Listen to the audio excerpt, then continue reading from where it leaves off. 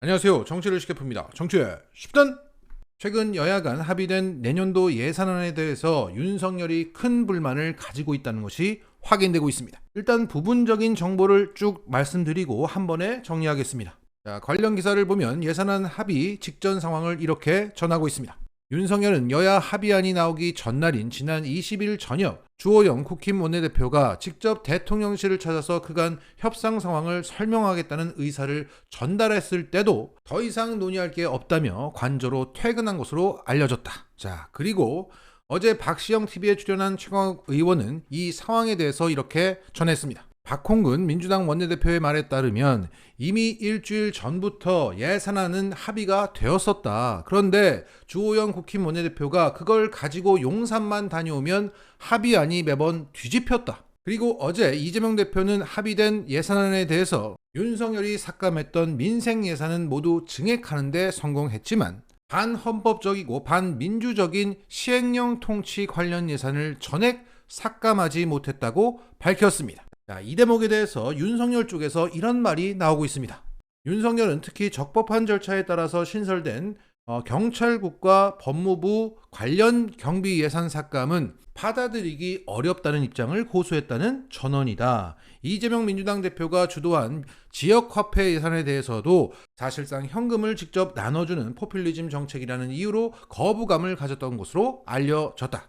그리고 한국일보 기사를 보면 경찰국 예산과 지역화폐 예산 절반씩 주고받았다고 분석하고 있습니다. 자, 상황을 모두 종합하면 일주일 전 이재명 대표는 국힘이 법인세 인하 3%를 주장하는 가운데 1% 인하하는 중재안을 수용했습니다.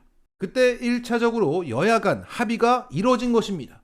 그런데 윤석열이 거부했고 실랑이가 이어집니다. 여기서 쟁점이 되었던 것은 법인세 인하 폭과 시행령 통치 관련 예산 그리고 지역화폐 예산이었던 겁니다. 이후 막판 정리된 게 법인세 1% 인하에서 법인세 과표 구간별 1% 인하로 바뀝니다.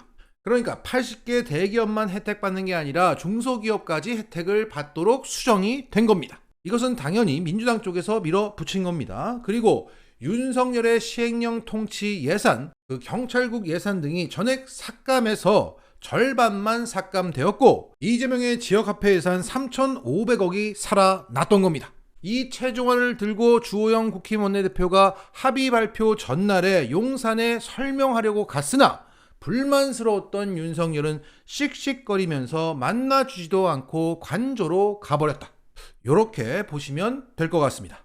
이러한 불만스러운 기류는 대통령실을 통해서도 감지되고 있습니다. 예산안 합의가 발표되었지만 대통령실은 침묵해오다가 오늘에서야 입장을 내놨던 겁니다. 예산안 합의할 수밖에 없었지만 아쉬웠다. 민생 예산이 퇴색되었다. 자, 민생 예산을 살린 건 민주당인데 민주당 때문에 민생 예산이 퇴색되었다고 말하고 있습니다. 저 입벌구의 속내는 초부자 감세를 다 하지 못해서 아쉽고 지역화폐 예산이 살아나서 아쉽고 공공임대주택 예산, 골목상권 예산, 노인 일자리, 경로당, 양곡비 지원, 쌀값 안정화, 전월세 지원, 장애인 취업 지원, 청년 내일 체험 공제 예산이 증액되고 살아나서 아쉽다는 얘기입니다. 뒤에서는 민생 예산을 가로막더니 앞에서는 퇴색되었다고 아쉬워하고 있습니다. 기만적입니다. 결국 윤석열은 그렇게 주호영을 내세워서 자신의 뜻을 관철시키려 했지만 끝내 좌절된 것입니다. 자, 결과적으로 보면 이번에 합의된 예산안은 민주당이 야당의 존재감을 확실하게 드러냈다고 평가할 수 있습니다. 예산을 쥐고 있는 국회에 협조하지 않으면 행정부 마음대로 할 수 없다는 것을 분명히 보여줬습니다. 특히 법인세 인하를 두고 대기업 80곳에 법인세 3% 인하를 고집했지만 중소기업 포함 법인세 1% 인하로 된 것은 윤석열에게 큰 상흔을 남겼습니다. 취임 첫 해, 첫 예산에서 이렇게 많이 물러난 정부 여당이 어디 있습니까? 이것은 임기 말 현상으로 윤석열 무능하네, 이재명 살아있네, 이런 평가가 정재계에서 나올 만한 상황입니다. 게다가 어제 대한상의 최태원 회장이 김 빠지는 소리까지 했습니다. 이게 지금 말리는 신우이가 더 얄밉다고 그러는데 이번에 미운 털이 제대로 박혔을 것 같아요. 무사할지 모르겠네요. 자, 어찌됐든 윤석열은 크게 모양이 빠졌고 얼른 국회를 장악해서 내 맘대로 해먹겠다며 복수심에 불타오르며 오늘도 술잔을 기울이고 있습니다. 이런 상황에서 오늘 이재명 대표는 반격을 시작했습니다. 윤석열 정권의 망나니 칼춤을 좌시하지 않겠다. 전방위적인 야당 탄압 파괴 공작, 정적 죽이기에만 진심을 보이고 있다.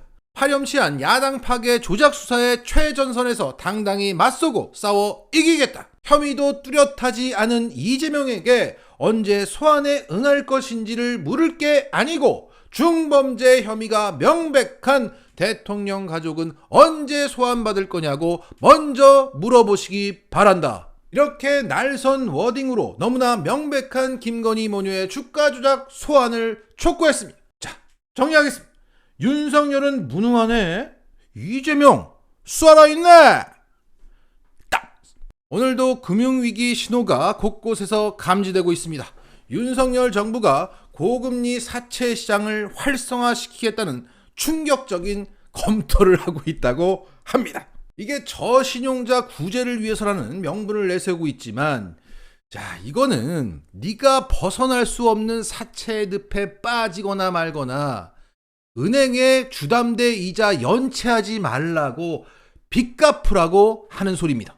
최근 뱅크샐러드가 220만 명에 이르는 직장인 30대 대출 실태를 조사한 결과 1인당 평균 주담대는 4억 5천만 원인 것으로 조사됐습니다. 3% 금리에 30년 원리금 분할 상환형 대출 상품을 이용한다고 가정할 경우 30대 직장인이 매달 190만 원 정도의 원리금을 갚아 나가고 있다는 얘기입니다. 그런데 지금 주담대가 8%입니다. 220만의 영끌족들이 최소 월 3,400만 원을 상환하고 있는 겁니다.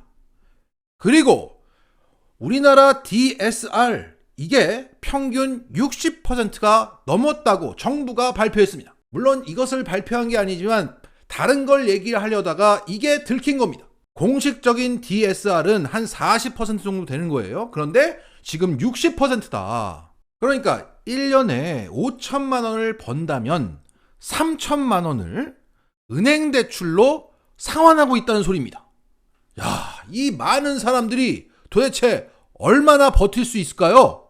안타깝지만 이들은 머지않아 연체를 시작할 것이고 연체 대란으로 은행도 함께 무너져서 김진태발 돈맥 경화와 함께 본격적인 금융위기가 시작될 것 같습니다. 하지만 윤석열은 빚내서 대출 이자 갚아라 라는 정책만 내놓고 있는 겁니다. 차라리 빚내서 집 사라 라고 했던 박근혜가 나아 보일 지경입니다. 마치겠습니다.